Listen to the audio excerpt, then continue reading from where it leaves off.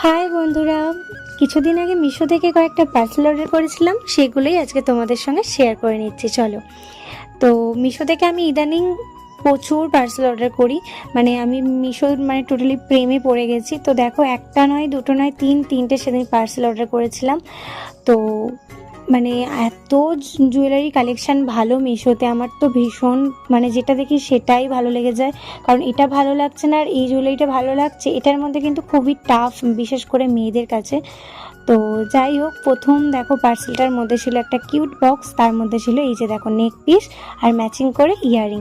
জানি এই জুয়েলারিটা তোমাদেরও ভীষণ পছন্দ হচ্ছে, আমার কিন্তু ভীষণ পছন্দ হয়েছিল। আর দেখো কত সুন্দর ডিজাইন, আমার ভীষণ পছন্দ হয়েছিল এই জুয়েলারিটা। চলো এবার সেকেন্ড পার্সেলটার মধ্যে কি আছে চট করে দেখে নিই। তো এর মধ্যেও ছিল হচ্ছে একটা ছোট্ট কিউট বক্স, কিন্তু বক্সের একদিকে আটকানো